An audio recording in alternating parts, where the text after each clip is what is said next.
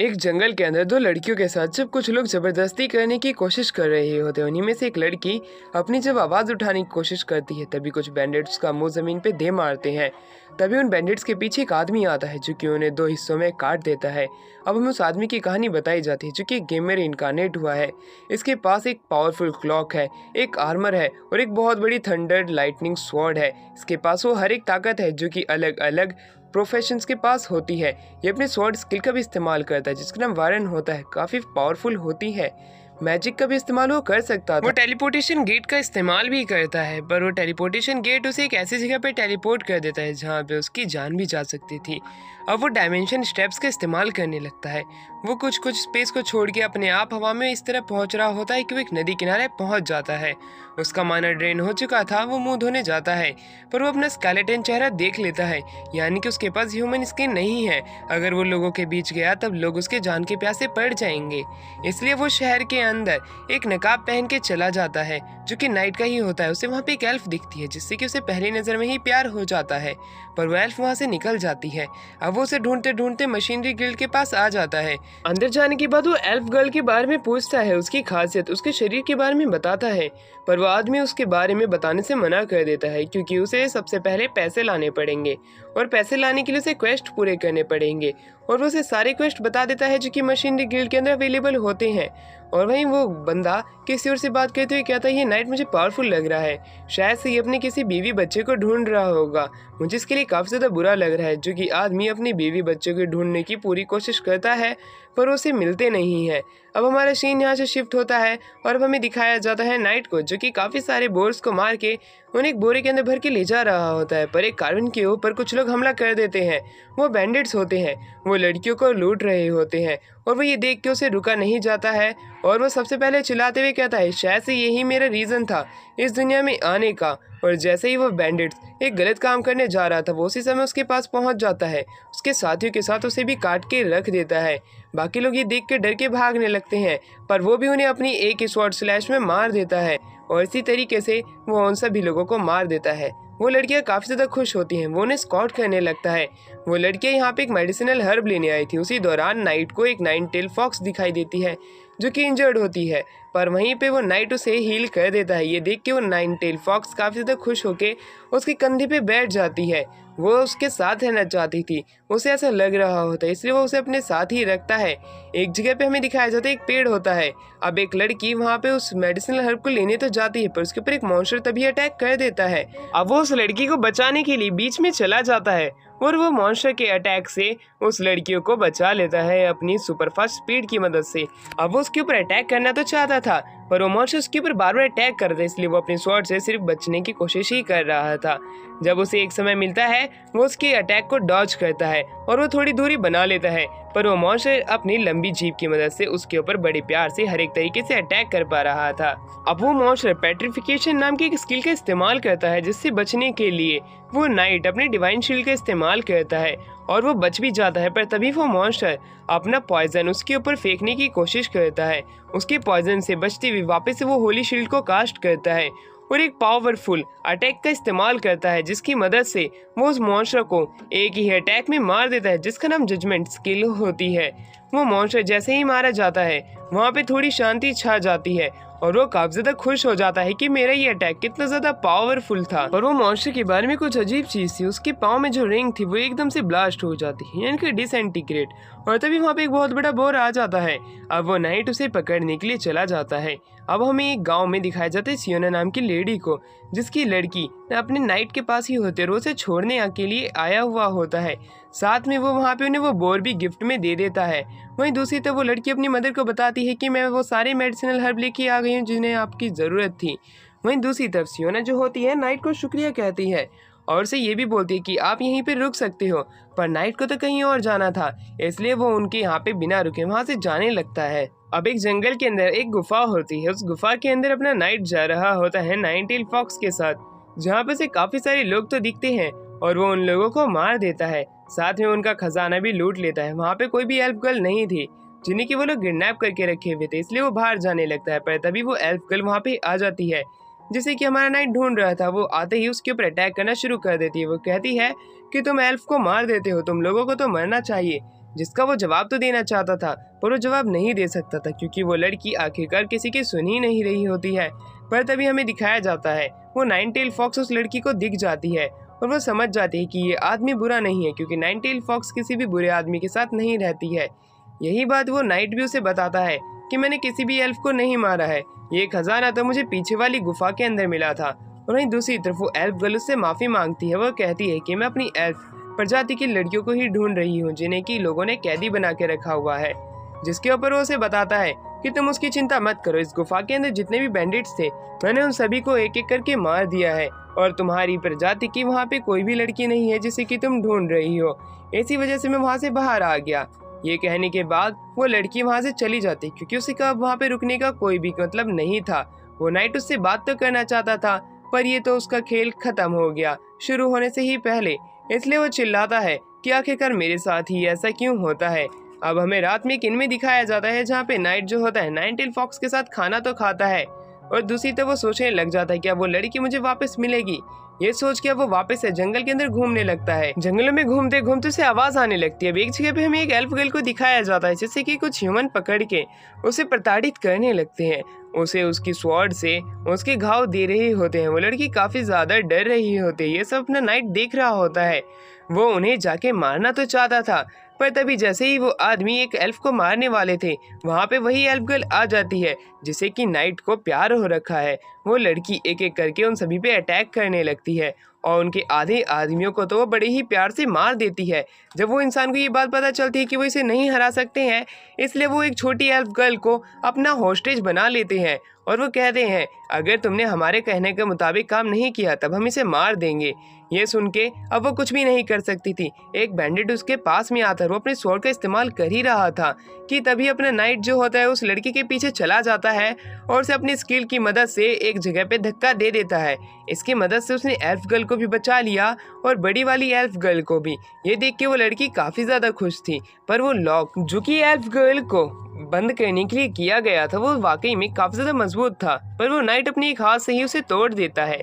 बड़ी elf girl उसकी नेक पे जो नेकलेस है उसके बारे में पूछती है जिसपे वो बताती है तो एक तरीके का कर्स है। अब वो उस कर्स को नहीं तोड़ सकती थी जो कि उसकी लाइफ फोर्स को ड्रेन कर रहा था। पर तभी अपना होली नाइट उसके पास में जाता है और एक इनकांटेशन का इस्तेमाल करता है। उसकी मदद से वो उस कर्स को बड़ी ही आसानी से तोड़ भी देता है, साथ में वो उसके जितने भी घाव थे उन्हें कुछ ही सेकंड में भर देता है। इस तरह की ताकत देख के वो बड़ी एल्फ गर्ल काफी ज्यादा हैरान थी। वो कहती है कि इस तरह की पावर इसके पास है, यानी कि जरूर पावरफुल इंडिविजुअल होगा, शायद से मुझे इसके साथ दोस्ती बना लेनी चाहिए। उसी दौरान हमें ये भी पता चलता है कि एल्फ गर्ल को इस नाइट से थोड़ा थोड़ा प्यार अब होने लगा है।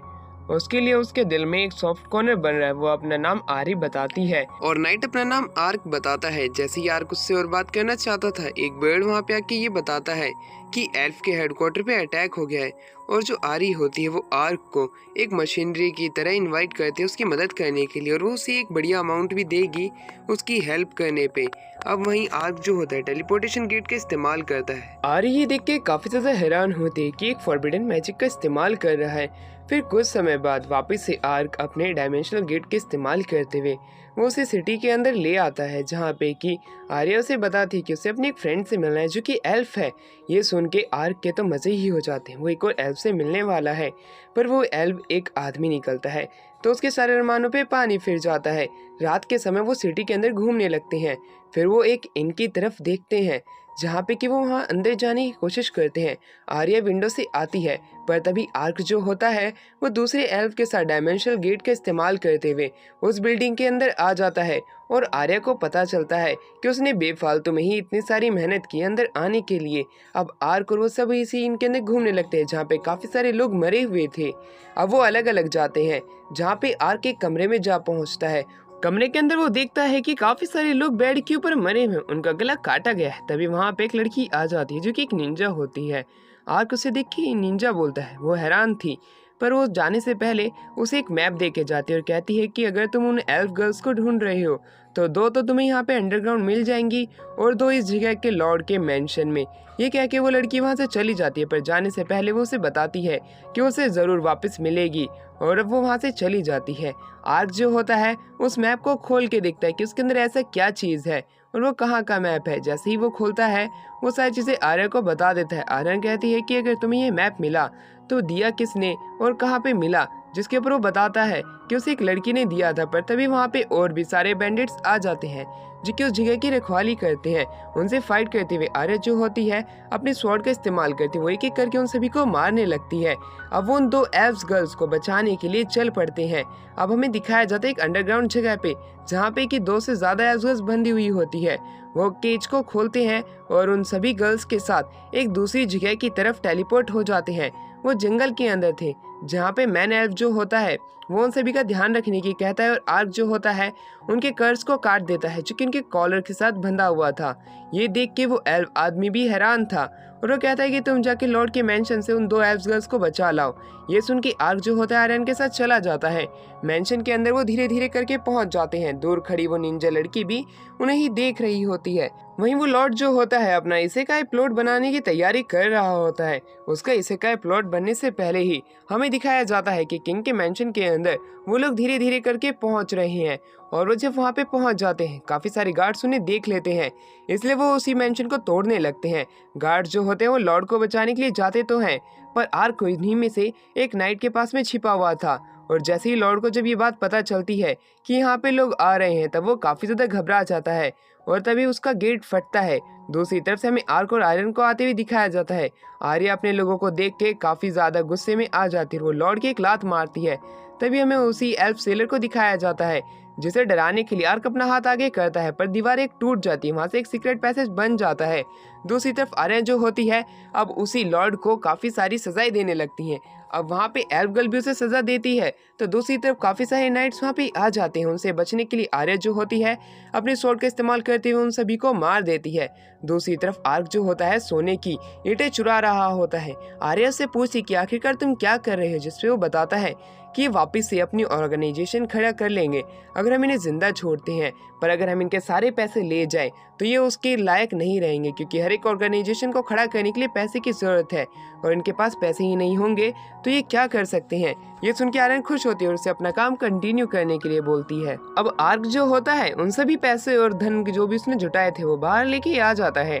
आर्या जो होती है वो भी उसे थोड़ा बहुत पैसा देती है क्योंकि उसने उसकी मदद की है और वो उसे उसी की सिटी में चलने के लिए पूछती है, जिसपे आर्क उसे कहता है अगर मैं तुम्हारी सिटी में गया तभी मेरे लिए मुश्किलात खड़ी कर सकता है, जिसपे वो कहती है कि तुम्हारे लिए कोई मुश्किल खड़ी नहीं होगी, मैं तुम्हें अपनी एक सिटी में ले जा सकती हूँ, मुझे एल्डर की इजाज़त की ही जरूरत पड़ेगी। जिसके ऊपर आर्क जो होता है अब वो उसे अपना सच रिवील करने की सोचता है क्योंकि वो उसे अपना मास्क उतारना ही पड़ेगा, इसलिए वो अपना स्केलेटन वाला चेहरा दिखा देता है।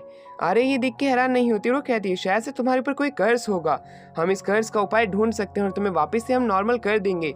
ये बात जान के आर्क काफी ज्यादा खुश होता है और वो आर्या के साथ उसी के ही विलेज में चलने की सोच लेता है। अब वो लोग एल्फ की टेरिटरी में जाने लगते हैं। एल्फ की टेरिटरी में जाने के दौरान ही हमें दिखाया जाता है कि आर्क जो है एक गड्ढे में गिर जाता है, एक नदी के पास में भी जाता है जहाँ पे वो लोग आराम से पेट भर के पानी पीते हैं। तो दूसरी तरफ आर्क उसे फिशिंग अपनी टेक्निक भी दिखाता है। आर्क और वो दोनों काफी ज्यादा खुश थे।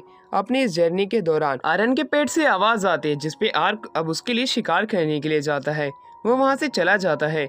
अब आर्यन के पास एक अच्छा मौका होता है कि वो पोंटा के साथ खेल सकती है, पर वो पोंटा को सोता हुआ देख के अपना हाथ पीछे ले लेती है, पर पोंटा उसी समय जाग जाती है। जिसके बाद अब हमारा सीन यहाँ से शिफ्ट होता है। आर्क अब एक बोर को लेके आ रहा होता है। वो सामने देख पाता है कि आर्यन जो है वो पोंटा के साथ खेल रही है।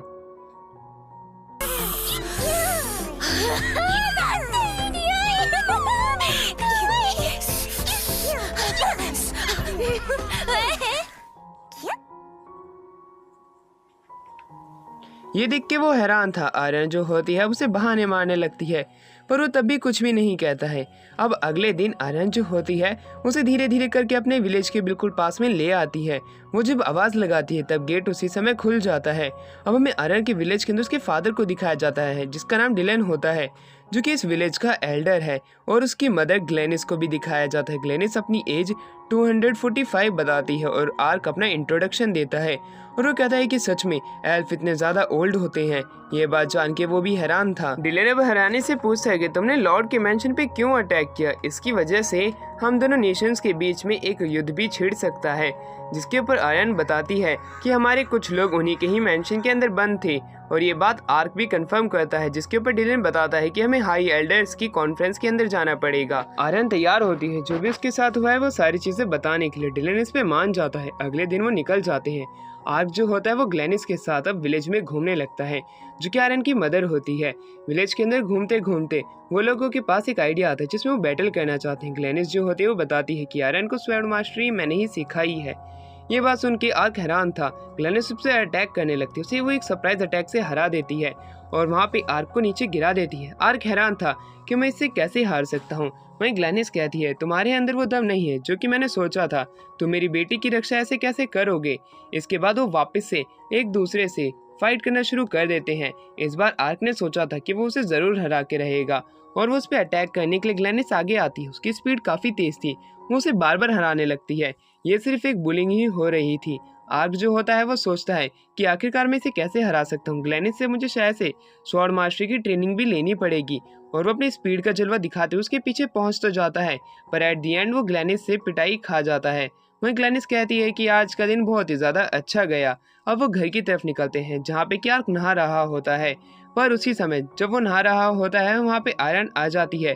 आयरन जो होती है अपने आगे एक बहुत बड़े स्केलेटन को देख के काफी ज्यादा गुस्से में आ जाती है। दूसरी तरफ आर्क को नहीं पता था कि उसके साथ आगे क्या होने वाला है। तभी आयरन जो होती है वो अपने फायर मैजिक का इस्तेमाल करती है और उस पूरे कमरे को जला के राख कर देती है। एक बहुत बड़ा ब्लास्ट हमें बाहर से देखने को भी मिलता है। अब हमारा सीन शिफ्ट होता है डाइनिंग टेबल पे, वो सब बैठे हुए होते हैं। डिलेन उससे पूछते है कि आखिरकार क्या हुआ, जिसके ऊपर आयरन बताती है कि अभी कुछ भी नहीं हुआ है, आप कोई भी चिंता मत कीजिए। तो दूसरी तरफ अब डिलेन बताता है कि हाई एल्डर्स ने आर्क को रिक्रूट करने के लिए सोचा है क्योंकि आर्क पावरफुल है और उसे वो बाकी के एल्फ जो कि गायब हैं उन्हें ढूंढने में भी मदद कर सकता है आर्यन की। पर वो उसे बताता है कि उसके पास ऐसा बंधन नहीं है जो कि वो आर्क को दे सकता है, इसलिए आर्क को शायद से वो रिक्रूट ना कर पाए। पर वो उसे एक चीज बताता है, एक इन्फॉर्मेशन जिसके बदले वो उनके लिए काम कर सकता है, जो कि लॉर्ड क्राउन की एक स्प्रिंग वाटर है। उसके अंदर जो कोई भी जाएगा उसका कर्ज दूर हट जाएगा। ये स्केलेटन कर्ज भी दूर हो सकता है। पर एक चीज है जिसकी तुम्हें फिक्र करनी चाहिए, वहाँ पे ड्रैगन लॉर्ड्स काफी सारे रहते हैं। वहाँ पे सबसे पावरफुल ड्रैगन लॉर्ड रहता है जो कि उस लॉर्ड क्राउन की सुरक्षा करता है और उसी की वजह से वहाँ पे अभी तक कोई भी नहीं पहुँच पाया। वहाँ पे स्पिरिट्स का भी राज है। पर आर्यन तुम्हारी मदद कर सकती है जो कि एल्फ है, क्योंकि वहाँ पे ह्यूमंस का जाना मना है। अगर आर्यन वहाँ पे नेगोशिएट कर सकती है तो शायद से तुम्हारी कर्ज टूट सकता है। आर्यन भी आर्क की मदद करने का वादा करती है। अब उसी रात के दिन हमें दिखाया जाता है जब आर्क अपने बेड पे लेटा हुआ होता है। वो अपनी ऊपर से खुद का ही होली मैजिक का इस्तेमाल करने की सोचता है, क्योंकि उसने काफ़ी सारे लोगों की मदद की थी उनका कर्ज हटाने में। तो क्या पता उसका कर्ज भी उसके ऊपर से हट सके, और वो इसके लिए ट्राई भी करता है। अपना हाथ आगे तो करता है और वहाँ पे एक बहुत अच्छा मैजिक भी चालू हो जाता है। उसकी ह्यूमन स्किन आने लगती है। पोंटा भी ये देख रहा होता है, पर कुछ समय बाद वो ह्यूमन स्किन जो कि फ्लैश अभी बाहर निकल के आया था वो वापस से गायब हो जाता है। पर उस समय की खुशी आर्क की काफ़ी ज़्यादा होती है और आर्क के उस हाथ के चले जाने के बाद वो वापस से उदास हो जाता है। उससे उसे पता चलता है कि वो इस कर्ज को इस तरह नहीं हटा सकता है। अगले दिन की सुबह को हमें दिखाया जाता है कि अब आर्यन जो होती है वो आर्क के साथ जा रही होती है। आर्क चलते हुए उससे बताता है कि रात के समय उसने मैजिक का इस्तेमाल करके अपना कर्ज हटाने की तो कोशिश की थी, पर उसमें कामयाब नहीं हो पाया। उसी रात के दिन हमें उन्हें एक इन में दिखाया जाता है जहाँ पे कि वो खाना खाने के लिए बैठे हुए होते हैं और आर्यन उन्हें बता रही होती है कि हमें जंगल के रास्ते से जाना है। पर तभी वहाँ पे उन्हें खाना सर्व करने वाली बूढ़ी आंटी बताती है कि यहाँ पे वुल्फ का काफ़ी ज़्यादा खतरा है, अगर तुम वहाँ से गए तो शायद से तुम मर भी सकते हो। पर आर्यन उनकी फिक्र करने से मना कर देती है। अगले दिन अब हमें दिखाया जाता है वो लोग जंगल के रास्ते जा रहे होते हैं। आर्यन उसे बताते हैं कि उन वुल्फ के जितने भी फर होते हैं उनकी मदद से एक वेडिंग ड्रेस बन सकती है। उसकी सिस्टर की शादी है, वो उसे वो गिफ्ट करना चाहती है। पर तभी वहाँ पे वुल्फ काफ़ी सारे आ जाते हैं, उनके ऊपर अटैक तो करते हैं, पर आर्क उनको बचाने की कोशिश करता है। आर्यन को बचाते हुए एक वुल्फ को मारता तो है और वो सिर्फ शैडोज होती हैं, जो कि उन्हीं की एक स्किल होती है। जब वो पैक के अंदर लोगों के ऊपर अटैक करते हैं, वो अपने काफ़ी सारे क्लोन्स यानी कि शैडोज को भेजते हैं उनके ऊपर अटैक करने के लिए। उनका ध्यान जब हटता है तब वो लोगों पे अटैक करके उन्हें मार देते हैं। ये बात आर्क और आर्यन को पता थी फिर भी वो कुछ को मारने में कामयाब हो पा रहे होते हैं। और वहाँ पे अब उनकी ताकत काफ़ी ज़्यादा थी और पता करना मुश्किल था कि आखिरकार कौन सा शैडो है, कौन सा क्लोन है। इसलिए उन्हें काफ़ी सारी दिक्कतों का सामना करना पड़ रहा था, पर वो तब भी इन सारी मुसीबतों को फेस करते हुए उन सारे वुल्फ को हराने की अपनी पूरी कोशिश कर रहे होते हैं। आर्क कहता है कि हमें इसके लीडर को हराना पड़ेगा। लीडर तो वहीं पे होता है और आर्क अब उससे फाइट करने के लिए उसके पीछे चला जाता है, पर वो वुल्फ उसके अटैक से बच जाता है।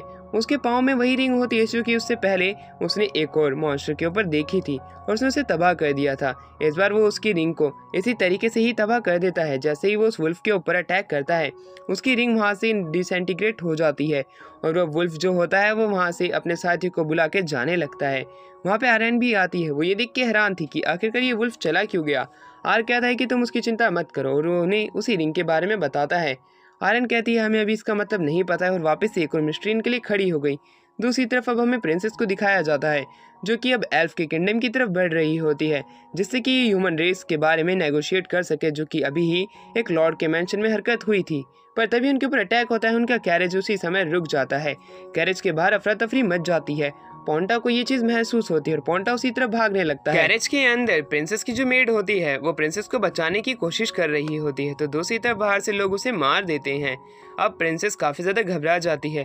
प्रिंसेस बाहर आती है, उसके ऊपर भी अटैक होता है। उसकी छाती के आर पार स्वॉर्ड हो जाती है। वो लोग कह रहे होते हैं कि आखिरकार हमने इन्हें मार ही दिया। तभी पोंटा उनके एक साथी पे अटैक करता है और जब उसका साथी पोंटा को मारने वाला था, आर्क बीच में आ जाता है और उसे खत्म कर देता है। अब वो प्रिंसेस के पास में जाता है। पीछे से उनके ऊपर वो लोग अटैक करने लगते हैं, पर तभी वहाँ पे वही वुल्फ का पैक आ जाता है जो कि उनको एक एक करके मार देता है। अब वही कि वह वुल्फ किंग जो होता है वो आर्क को एक इशारा दे देता है और इसी के साथ आर्क जो होता है उन सभी लोगों को ख़त्म कर देता है। वो प्रिंसेस को हील करने की कोशिश करता है अपने होली मैजिक की मदद से और वो प्रिंसेस को हील करने में कामयाब भी हो पा रहा होता है। वो कहता है कि इससे हम मरे हुए लोगों को भी जिंदा कर सकते हैं अगर ये गेम की बात होती, पर अभी मैं गेम के अंदर आ चुका हूँ तो शायद से मैं सभी लोगों को वापस से हील ना कर सकूँ। प्रिंसेस की आंखें खुलती है। वो अपने आगे अपनी मेड को देखती हैं और वो उसे कहती हैं कि जैसे कि तुम्हें पता है हमारे ऊपर अटैक हुआ था, हम लोग अभी भी जिंदा हैं। इसका मतलब ये हमारे लिए इशारा है कि हमें एल्फ से लड़ाई नहीं करनी चाहिए। हमें जल्द से जल्द अब उनकी ही तरफ यानी कि उनके किंगडम पे पहुंचना है। आर्क ये सब खड़ा होकर देख रहा होता है। उसे लगा था शायद से वो कोई नोबल गर्ल होगी, पर तो वो रॉयल्टी की गर्ल है। ये जान के वो काफ़ी ज़्यादा हैरान था। अब हमें दिखाया जाता है आर्क चलते चलते आर्यन के पास में आ जाता है। आर्यन के पास वही वुल्फ के फर होते हैं जो कि अपनी सिस्टर के लिए इकट्ठा कर रही थी। वो एक सिटी के अंदर पहुंच जाते हैं। सिटी के अंदर चलते हुए वो देख पा रहे होते हैं एक लड़की के ऊपर कुछ लोग लड़के अटैक कर रहे हैं, पर तभी वो लड़की एक एक करके उन पे अटैक करती है और उन सभी को एक साथ आने के लिए कहते हैं, जिसपे वो लड़के भड़क जाते हैं और जब उस पर अटैक करने जाते हैं वो लड़की उन्हें हरा देती है। आर्क ये देख के हैरान होता है, पर तभी वो लड़की कहती है हम अब दूसरी बार मिल रहे हैं। ये बात सुन के आर्यन हैरान थी कि आखिरकार ये लड़की कौन है जो कि आर्क से दूसरी बार मिल रही है। आर्क को भी नहीं पता था कि ये कौन है, पर वो बताती है कि मैं वही निंजा गर्ल हूँ जिसे कि तुमने उस दिन इन में देखा था और जिसने तुम्हें वो मैप दिया था। आर्यन ये बात जान के हैरान थी कि उस दिन आर्क को वो मैप बल्कि इस लड़की ने दिया था और वो लड़की अपना नाम छियोमे बताती है। छियोमे जो कि इस दुनिया की निंजा है जिन्हें कि जिन कहा जाता है। ये बात जान के आर्क हैरान था कि इन निंजाओं को यहाँ पे जिन कहा जाता है और ये उसी की ही मेन लैंड की थोड़े बहुत वर्ड्स मिलते जुलते हैं। इससे कि वो समझ जाता है कि शायद से इनके लेट एंसेस्टर जो हैं वो शायद से पृथ्वी के रह चुके होंगे। आर्क उनके फाउंडर के बारे में जानने में काफ़ी ज़्यादा उत्सुक था, पर छियोमे जो होती है वो अपनी लाइफ के बारे में बताने लगती है क्योंकि क्लांसमैन को लोगों ने यहाँ पे पकड़ के रखा हुआ है। मैं उन्हें यहाँ पे छुटाने के लिए आई हूँ। अगर आर्क मेरी मदद कर दे तब मैं उसकी बहुत ही बड़ी आभारी रहूँगी। पर आर्क उसे बताता है कि मुझे तो अभी लेडी आर्यन ने रिक्रूट किया हुआ है, इसलिए मैं तुम्हारी मदद नहीं कर सकता हूँ। ये सब लेडी आर्यन के फैसले पे ही डिपेंड रहेगा। आर्यन जो होती है उसकी मदद करने के लिए तैयार थी। वो लोग अब स्लेव मार्केट की तरफ निकलने लगते हैं जहाँ पे कि उन लोगों को बंदी बना के रखा हुआ होगा, जहाँ पे कि उन्हें एल्फ भी मिल सकते हैं। अब वो लोग एक एक करके पहाड़ के ऊपर पहुँचने लगते हैं। उसी दौरान छियोमे जो होती है वो अपने फाउंडर के बारे में कहानियाँ बताने लगती है कि वो भी काफ़ी ज़्यादा पावरफुल थे, वो ह्यूमन रह चुके थे, वो एक दूसरे किंगडम से आए थे और उन्होंने ही हमारे क्लैन को ये सारी चीज़ें सिखाई थी जिनका इस्तेमाल मैं आज कर रही हूँ। वो स्लेव मार्केट को देखने लगते हैं एक पहाड़ की चोटी पे से। स्लेव मार्केट के अंदर एक केज के बाहर दो लोग कहते हैं अगर हम इन्हें दूसरी कंट्री में भेज दे तब हमारे पास कितने सारे पैसे हो जाएंगे। अब हमें उसी स्लेव मार्केट के बाहर दिखाया जाता है जहाँ पे चियोमी बताती है कि हमें इनके ऊपर आज रात को अटैक करना पड़ेगा। इसकी मदद से हम लोगों को बचा तो सकते हैं पर कुछ लोग मारे भी जाएंगे इस दौरान, हम सभी लोगों को नहीं बचा सकते। जिस पे आर्क उन्हें बताता है कि तुम्हें चिंता करने की कोई भी ज़रूरत नहीं है, हम सभी लोगों को बचा सकते हैं। चियोमी हैरान थी, ऐसे कैसे हो सकता है। लेडी आर्यान उन्हें बताती है कि आर्क जो है वो टेलीपोर्टेशन मैजिक का इस्तेमाल कर सकता है। ये बात जान के चियोमी हैरान थी क्योंकि उनके फाउंडर जो थे वो भी स्पेस एंड टैलेंट का इस्तेमाल कर सकते थे और ये देख के वो काफ़ी ज़्यादा खुश थी कि आखिरकार हम सभी लोगों को बचा सकते हैं। अब चियोमी की इस तरह की स्माइल को देख के आर्क भी काफ़ी ज़्यादा खुश था। चियोमी कहती है तब हमें जल्द से जल्द अटैक करना पड़ेगा। उसके बाद वो वहाँ से चली जाती है अपने बाकी लोगों को बुलाने के लिए और उन दोनों को वहीं पे वेट करना था। अब वो एक इनमें आते हैं और खाना खाने लगते हैं। खाना खाते हुए वो लोग आपस में बात कर रहे होते हैं जहाँ पे लेडी आर्यन उसे कुछ बग खिला रही होती है जिनसे कि आर्क की काफ़ी ज़्यादा फटती है और आर्क कहता है कि इनका मीट तो काफ़ी ज़्यादा टेस्टी है। उसी दौरान अब हमें दिखाया जाता है आर्क के मास्क को जो कि उसने 15 गोल्ड कॉइन में खरीदा था। लेडी आर्यन उसकी बेइज्जती करने लगती है क्योंकि उसे और पोंटा को दोनों को ही उससे डर लग रहा था पर आर्क को तो उनसे कुछ अलग ही उम्मीद थी कि वो काफ़ी ज़्यादा खुश होंगे, उनका रिएक्शन आइसो स्पीड की तरह होगा। तभी वहाँ पे चियोमी अपने एक साथी के साथ आ जाती है जिसका नाम गोएमोन होता है। गोएमोन एक मस्कुलर बॉडी वाला बंदा होता है जो कि आर्क के साथ एक एक हाथ जैसी फाइट करने लगता है। वो दोनों एक दूसरे को धक्का दे रहे होते हैं। तभी वो दोनों घबरा जाती हैं लड़कियाँ। तभी वो दोनों अपने एक दूसरे के कंधे के ऊपर हाथ रखते हुए डांस करने लगते हैं। वो दोनों खुश होते हैं एक दूसरे से मिल के। चियोमी कहती है कि मस्कुलर बॉडी वाले ऐसे ही होते हैं। तभी हमें दिखाया जाता है स्लेव मार्केट के ऊपर अब वो लोग अटैक करना शुरू कर देते हैं जहाँ पे कि उनका प्लान ये था कि गोएमोन और आर्क जो है वो मेन गेट से अटैक करेंगे। जब सबका ध्यान उनके ऊपर होगा वो पीछे वाले रास्ते से जाके लोगों को बचा लेंगे। ऐसा ही होता है। गोएमोन जो होता है वो अपने स्टोन मैजिक का इस्तेमाल करता है। आर्क के साथ मिलके वो दोनों मेन गेट से अटैक करने लगते हैं जहाँ पे सारे गार्डों का ध्यान उन्हीं के ऊपर होता है और वो सभी उनके ऊपर अटैक करने के लिए तो जाते हैं पर आर्क और गोएमोन दोनों मिलके उन सभी को एक एक करके सबक सिखाने लगते हैं। वो अपनी फुल पावर का इस्तेमाल कर रहे होते हैं जहाँ पे गोएमोन जो होता है अपने शरीर को इतना ताकतवर बना लेता है कि उसके ऊपर किसी भी ब्लेड का इस्तेमाल नहीं होता है। तो दूसरी तरफ आर्क जो होता है टेलीकिनेसिस की पावर का इस्तेमाल करता है और बड़े बड़े पत्थर उन गार्ड्स के ऊपर फेंकने लगता है। ऐसे ही गोएमोन करता है, वो अब पृथ्वी के अंदर से बड़े बड़े स्पाइक्स बाहर निकालने लगता है और ऐसा ही आर्क भी करता है, वो भी बहुत बड़े स्पाइक्स बाहर निकालता है। आर्क के स्पाइक्स काफ़ी ज़्यादा बड़े होते हैं, इसकी वजह से वो पूरी जगह ही स्पाइकों से भर जाती है और वहाँ की जितनी भी दीवारें होती हैं तहस नहस होने लग जाती है। दूसरी तरफ चियोमी और आर्यन जो होती है वो दोनों एक बिल्डिंग पे चढ़ते हुए उस किंगडम के अंदर घुस जाती है जो कि उन स्लेव्स को पकड़ने के लिए बनाया गया था। अब वो कमरे के अंदर भी घुस जाते हैं जहाँ पे सारे गार्ड जो होते हैं आर्क और गोएमोन की तरफ जाने लगते हैं पर तभी वहाँ पे कुछ और गार्ड्स आ जाते हैं जिनका ध्यान उनके ऊपर पड़ जाता है। वो उन्हें रोकने के लिए जाते हैं पर तभी चियोमी जो होती है एक इस तरह के साइक्लोन का इस्तेमाल करती है अपनी जुत्सु की मदद से कि वो उसी समय 2 गार्ड्स को मार देती है। आर्यन ये देख के खुश होती है कि इतनी सी छोटी एज में कितनी ज़्यादा पावरफुल है। वहाँ से और भी गार्ड्स आ रहे होते हैं पर तभी आर्यन जो होती है अपनी फ्लेम स्वॉर्ड का इस्तेमाल करते हुए उन्हें मार देती है। अब वो एक एक करके सारे स्लेव्स को बचाने लगते हैं और चियोमी जो होती है वो चिल्लाते हुए कहती है जो लोग फाइट कर सकते हैं वो गार्ड्स को रोकें और जो लोग नहीं कर सकते हैं वो हमारे साथ बाहर चलें। आर्यन जो होती है वो अब उन गार्ड से फाइट करने लगती है। बाहर हमें दिखाया जाता है आर्क बिल्कुल ठीक होता है और गोएमोन भी बिल्कुल ठीक होता है बिल्डिंग के टूट जाने के बावजूद भी। अब वो दोनों जो होते हैं आसपास देखने लगते हैं कहीं और भी तो लोग यहाँ पे नहीं हैं। वहाँ पे और कोई भी लोग नहीं होते हैं, इसलिए वो लोग जो होते हैं आर्यन और चियोमी से मिलते हैं। अब वो लोग वहाँ से निकलने का प्लान बनाते हैं क्योंकि दूसरी तरफ और भी ज़्यादा स्लेव्स हैं, वो उन्हें बचा सकते हैं जिसके लिए वो तैयार होते हैं। गोएमोन जो होता है कहता है मैं तो इस मिशन को पूरा करने के लिए तैयार हूँ। अब वो लोग ऐसा ही करते हैं। अब वो एक दूसरी तरफ बिल्डिंग की तरफ बढ़ने लगते हैं जहाँ पे और भी स्लेव्स हो सकते हैं। आर्यन जो होती है वो गार्ड से फाइट करने लगती है आर्क और चियोमी के साथ मिलके। दूसरी तरफ हमें गोएमोन को भी दिखाया जाता है। गोएमोन जो होता है बड़ी तेजी स्पीड से अब वो वहाँ पे आ जाते हैं जहाँ पे कि स्लेव्स को कैद करके रखा हुआ होता है। वो वहाँ से कुछ स्लेव्स को आज़ाद तो करा देते हैं पर कुछ स्लेव्स वहाँ पे मरे हुए होते हैं। गोएमोन बाहर वाले गार्ड से काफ़ी अच्छे से फाइट कर रहा होता है और उसी समय हमें दिखाया जाता है कि वो लोग अब एक बिल्डिंग के अंदर आ जाते हैं। टेलीपोर्टेशन मैजिक का इस्तेमाल होता है। स्लेव्स अब जंगल में पहुंच चुके होते हैं जहाँ पे वो सुरक्षित थे। वहीं दूसरी तरफ सारे गार्ड्स हैरान थे कि आखिरकार ऐसे कैसे हो सकता है, एक बंदा इतना पावरफुल। उसी समय वहाँ पे आर्क भी आ जाता है। अब तो इनकी खैर नहीं थी। आर्क और गोएमोन एक साथ मिलके काफ़ी सारे स्पाइक्स अपनी मैजिक पावर का इस्तेमाल करते हुए बाहर ले आते हैं और उसी समय वो किंगडम पूरे तरीके से तहस नहस हो जाता है जो कि स्लेव्स को पकड़ने के लिए बनाया गया था। चियोमी जो होती है वो कहती है कहीं वो दोनों ठीक तो होंगे, जिस पे लेडी आर्यन कहती है कि हाँ, और तभी उनके पीछे टेलीपोर्टेशन मैजिक का इस्तेमाल होता है। वहाँ पे वो लोग आ जाते हैं। जो लोग मर चुके थे, आरान जो होती है उनकी बॉडी को बर्न कर देती है, जिसकी वजह से उनकी आत्माएं तो दूसरे लोक में जा सके। चो में जो होती है इसका बदला लेने का वादा करती है। हमारा सीन शिफ्ट होता है, अब हमें दिखाया जाता है चो में और गोएमोन को आते हुए, जो कि कहते हैं अगर तुम्हें हमारी कभी भी ज़रूरत पड़े तब हम तुम्हारा साथ देने के लिए हर वक्त तैयार रहेंगे। ये बात सुन के आर्क भी खुश था और वो गोएमोन से एक एक हाथ वापस से करता है और वो दोनों खुश थे एक दूसरे से। अगले दिन हमें दिखाया जाता है जहाँ पे चियोमी जो होती है लेडी आर्यन को बताती हैं उनके बाकी के एल्फ मेंबर जो हैं वो होली एम्परर ऑफ रेवलॉन में मिलेंगे, और जब से उसने ये नाम सुना था उसी समय से उसकी हालत ख़राब हो गई थी। दूसरी तरफ प्रिंसेस अपनी बड़ी सिस्टर के पास में आती है जहाँ पे वो उसके गले रख के रोने लगती है।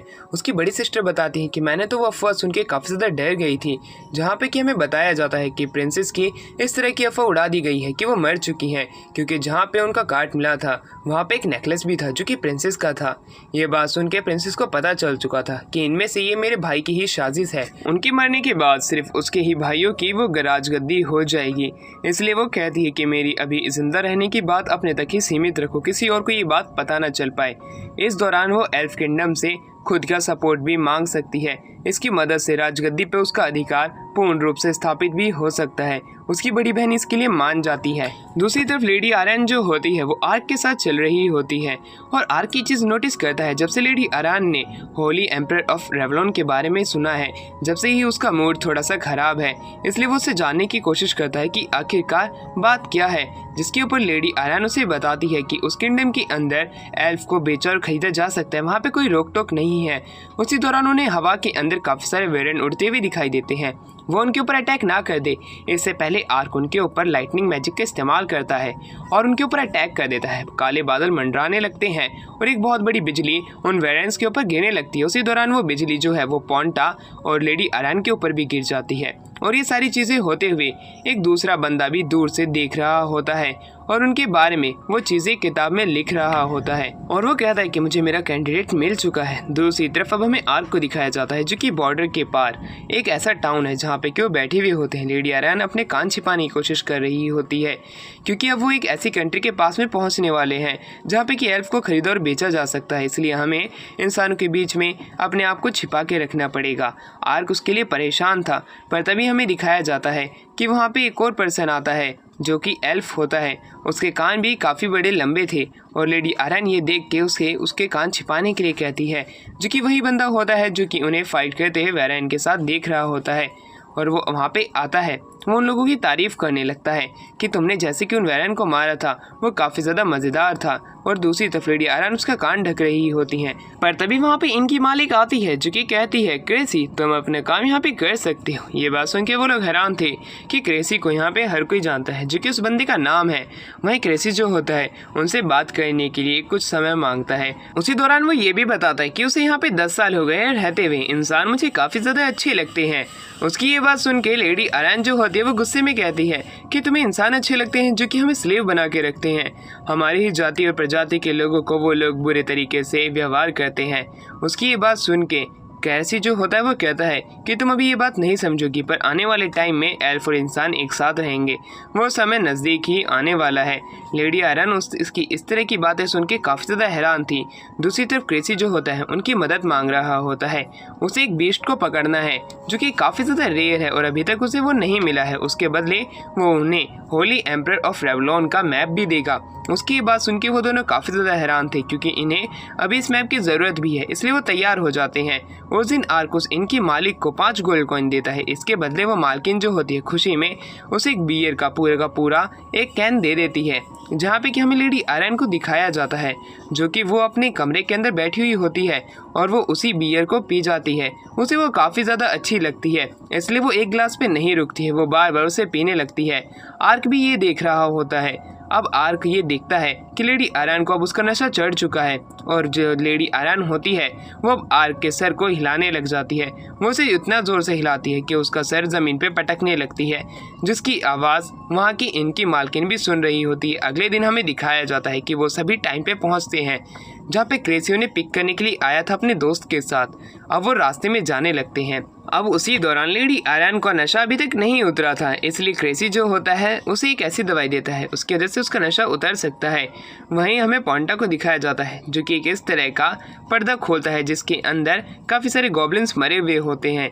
अब वो चलते चलते वहाँ पे लेडी आयरन को भी एक दवाई दे देते हैं जिसकी मदद से उनका नशा एक ही झटके में उतर सकता है, जो कि क्रेसी के ही एक साथी ने उन्हें वो दवाई दी हुई होती है। वहीं लेडी आयरन कहती है कि यह हकीकत में मेरा नशा उतार तो देगी, जिस पे क्रेसी हाँ बोलता है। और क्रेसी उन्हें ये भी बताता है कि जिस मॉन्स्टर का हम शिकार करने वाले हैं वो रात के समय ही ज़्यादा एक्टिव रहता है, दिन के समय वो कम रहता है, इसलिए शायद से हमें उसके ऊपर रात में ही अटैक करना पड़ेगा। आर्क उसकी ये सारी बातें सुन के हैरान था। क्रेसी जो होता है उन्हें ये भी बताता है कि ये सबसे पहले जो वेरेंस है इनके ऊपर ही वो मॉन्स्टर अटैक करता है। तभी हमें पता चलता है कि जो क्रेसी का फ्रेंड है वो पीछे नहीं दिख रहा होता है। तभी उनके ऊपर एक बहुत बड़ा मॉन्स्टर जो कि अंडरग्राउंड रहता है वो अटैक कर देता है।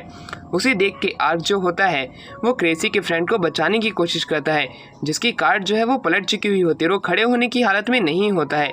लेडी आयरन सबसे पहले जाती है, उस मॉन्स्टर के ऊपर अपने फायर मैजिक से इस्तेमाल करती है, पर उससे उसके ऊपर कोई असर नहीं होता है। वो अभी भी जिंदा था। वो लेडी आयरन के ऊपर अटैक कर देता है, पर आर्क बीच में आके उसके अटैक को रोक लेता है। लेडी आयरन अब वो वहाँ से क्रेसी के फ्रेंड को बचाने के लिए चली जाती है। दूसरी तरफ आर्क जो होता है उस मॉन्स्टर को ज़मीन में से बाहर निकाल के इतना ज़्यादा पृथ्वी पे पटक के मारता है कि उसकी जो रिंग लगी हुई थी वो भी टूट जाती है। अब दूसरी तरफ क्रेसी जो होता है उन्हें उनका रिवॉर्ड दे देता है जिसके अंदर एक मैप और मॉन्स्टर्स के बारे में लिखा हुआ था।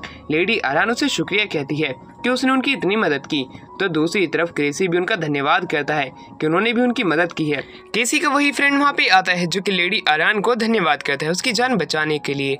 वो काफ़ी ज़्यादा खुश होते हैं। अब वो अपने होली किंगडम ऑफ रेवलॉन में देरी से ना पहुँचे, इसलिए वो समय से निकल जाते हैं। वो जंगलों के अंदर से होते हुए होली किंगडम ऑफ रेवलॉन में पहुँच जाते हैं। वो गेट के बाहर देख पाते हैं जो कि एक बहुत बड़ी दीवार बनी हुई होती है। अंदर काफ़ी सारे नाइट्स अपनी पहरेदारी कर रहे होते हैं। अब वो सारे के सारे ऐसे क्लूज ढूंढने लग जाते हैं जिससे कि एल्फ के बारे में उन्हें थोड़ा पता चल सके। अब वो सिटी के अंदर घूमते हुए काफ़ी सारे शॉप्स के अंदर और बच्चों से काफ़ी तरह के सवाल पूछते हैं। वो वहाँ की जानकारी इकट्ठा करना चाहते थे। इसी तरह शाम हो जाती है जहाँ पे आर्क जो होता है वो पोंटा के साथ बैठा हुआ होता है। वो बताता है कि यहाँ से लोग काफ़ी ज़्यादा गायब हो रहे हैं, जिसकी न्यूज़ के बारे में पूरी सिटी को पता है, पर कोई भी उसका असली रीज़न नहीं जानता है। क्या चीज़ ये फोर्ट्रेस से जुड़ी हुई तो नहीं है। तभी एक चिल्लाने की आवाज़ होती है जो कि लड़की की होती है। पोंटा के साथ आर्क उसी तरफ चला जाए जहाँ पे एक लड़की के साथ 3 लड़के ज़बरदस्ती कर रहे होते हैं। वो उसे कहीं ले जाना चाहते थे, पर तभी आर्क वहाँ पे आ जाता है और एक लड़के को पकड़ लेता है। जब उसके बाकी साथी आर्क पे अटैक करने के लिए आते हैं वो अपनी फिंगर फ्लिक का इस्तेमाल करता है और उन्हें दीवार से भेड़ देता है। इस तरीके से वो उन तीनों लड़कों को मार के भगा देता है। वो तीनों लड़कों को पता था कि वो नहीं हरा सकते हैं, इसलिए वो चले जाते हैं। वो लड़की आर्क को गले लगाती है। लेडी आयरन आके देखती है, तब उसे उसके ऊपर शक हो जाता है कि आखिरकार इस लड़की के साथ इस तरह के आले में क्या कर रहा है, और वो अब उस लड़की को भगाने लगती है अपनी इविल स्माइल से। वो लड़की डरते हुए भाग जाती है। अब रात को हमें दिखाया जाता है कि उन्हीं तीनों लोगों को जो कि मॉन्स्टर्स के आगे बैठे हुए होते हैं वो अपने मास्टर से बता रहे होते हैं कि हम शिकार लेके नहीं आ पाए। उसकी ये बात सुन के वो अपने मॉन्स्टर को ही उन्हें खाने के लिए कह देता है। अब वो अपने सबसे ताकतवर मॉन्स्टर के पास जाता है और कहता है, तुम अभी तक नहीं जागे, तुम ही तो मेरा मास्टर हथियार हो, तुम्हारा वक्त भी आएगा।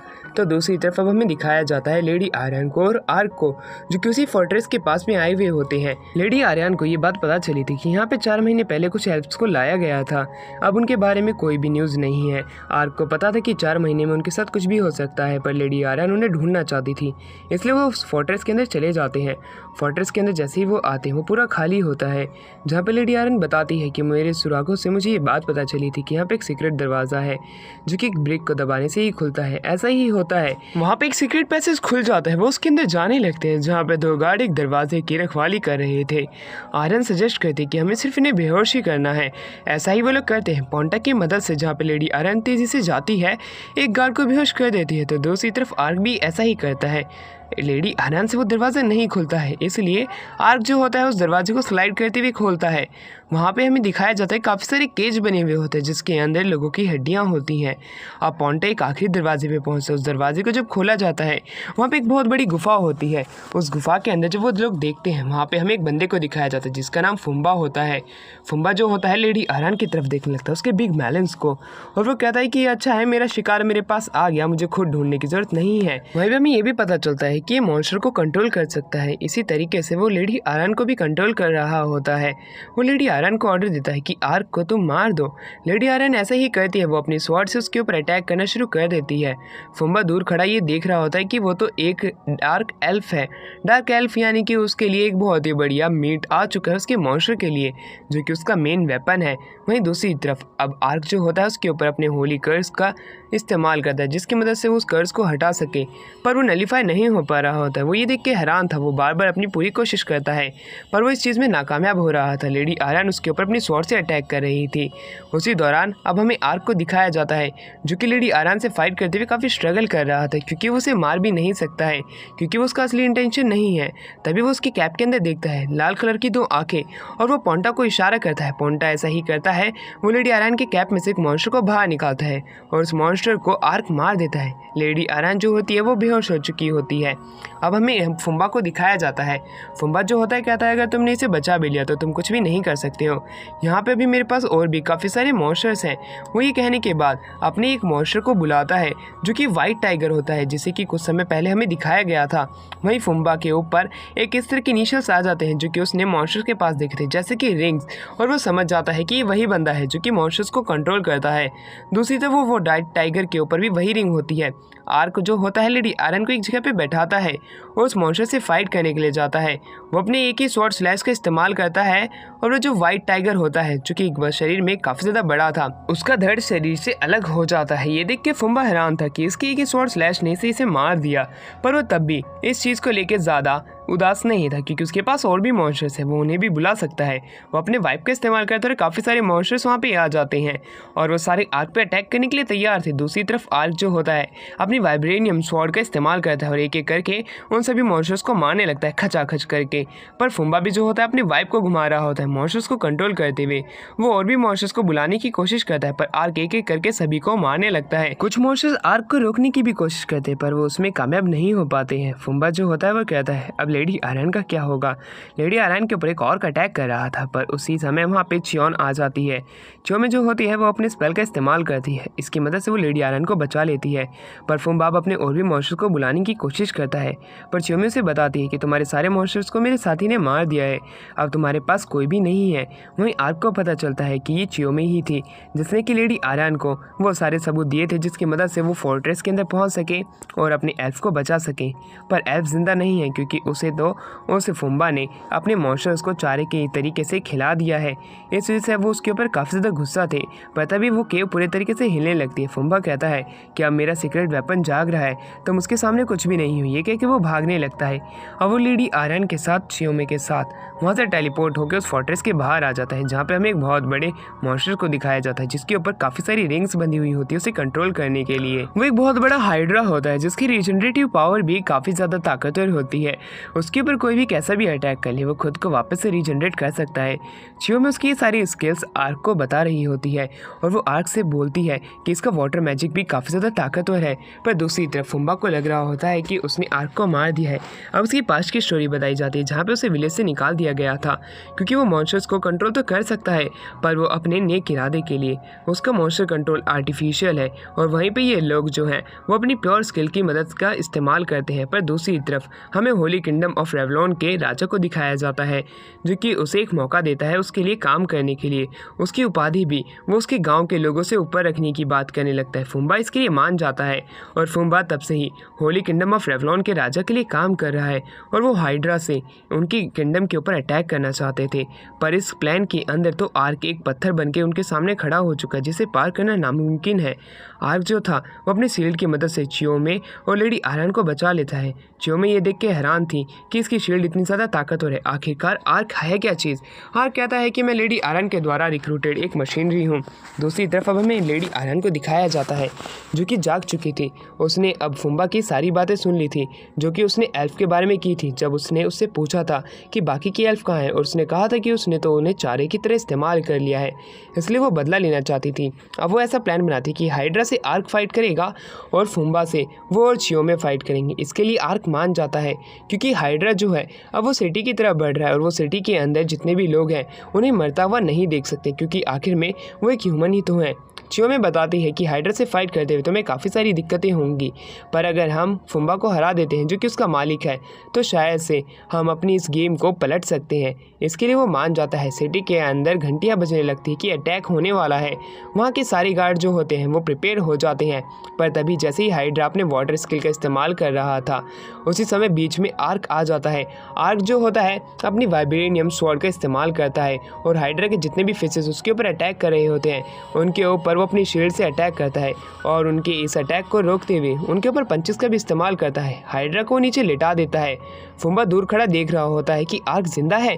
ये वही नाइट है। क्या ये नाइट सच में इतना ज़्यादा ताकतवर है कि हाइड्रा के इस तरीके के अटैक से बच गया? वहीं दूसरी तरफ हाइड्रा के 3 हेड उसके ऊपर वाटर स्पेल का इस्तेमाल करते हैं, पर वो भी किसी काम नहीं आता है। हाइड्रा का एक मुंह जो होता है उसे अपने मुंह के अंदर दबा लेता है। आर्क को अब लग रहा होता है कि उसका आखिरी समय है, क्योंकि तीनों हाइड्रा अपने वाटर स्पेल का इस्तेमाल उसके ऊपर करते हैं, पर तभी आर्क अपनी शील्ड को आगे करता है और उनके उन सारे अटैक को डाइवर्ट कर देता है। दूसरी तरफ अब वो अपनी वाइब्रेनियम स्वॉर्ड को ऊपर की तरफ करता है और उनके ऊपर अपनी लाइटनिंग मैजिक का इस्तेमाल भी करता है, पर वो काम नहीं आ रहे होते हैं। वो अपने स्वॉर्ड मैजिक का भी इस्तेमाल करता है, पर कोई भी चीज़ उसके लिए काम नहीं आती है, क्योंकि उनकी रीजनरेटिव पावर काफ़ी ज़्यादा है।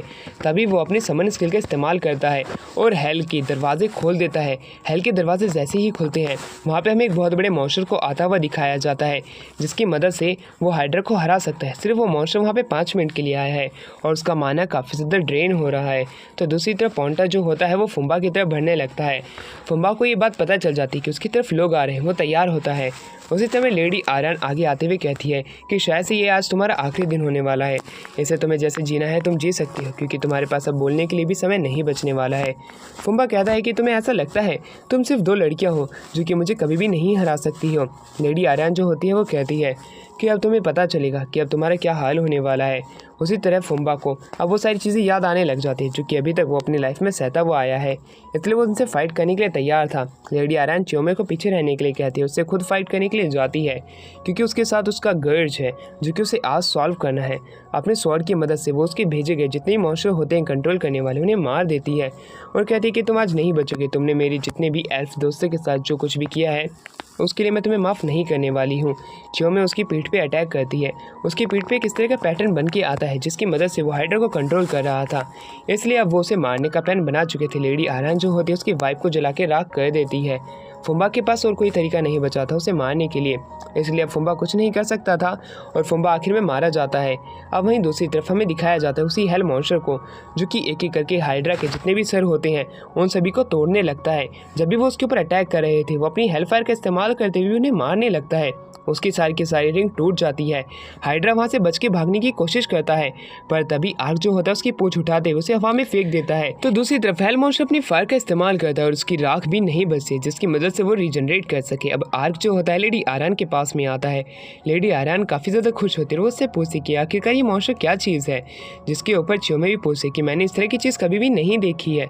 ये बात जान के आर्क हैरान था और उन्हें बताता है कि ये दूसरी दुनिया से बुलाया हुआ एक ऐसा मॉन्स्टर है जो कि उसकी मदद करने के लिए आया था। उसी समय हमें पता चलता है कि प्रिंसेस ने एल्फ किंगडम के साथ में एक ऐसा पैक्ट साइन कर लिया है जिसकी मदद से वो लोग इंसानों के साथ कभी भी फाइट नहीं करेंगे और इंसान एल्फ के साथ, ना कि एल्फ को बेचा जाएगा ना खरीदा जाएगा, ना इंसानों का कत्ल होगा ना एल्फ का।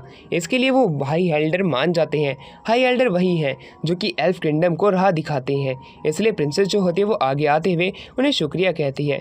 इसके ऊपर हाई एल्डर भी मान जाते हैं कि एक छोटी सी उम्र में प्रिंसेस उनसे अब इस तरह का पैक्ट साइन कर रही है। दूसरी तरफ हमें दिखाया जाता है लेडी आर्यन के साथ आर्क अपनी जर्नी शुरू कर रहा था, क्योंकि लेडी आर्यन ने उन्हें बताया है कि अब वो हॉट स्प्रिंग को ढूंढने के लिए जा रहे हैं, जो कि लॉर्ड क्राउन का है, जहाँ पे कि लॉर्ड ड्रैगन भी रहते हैं।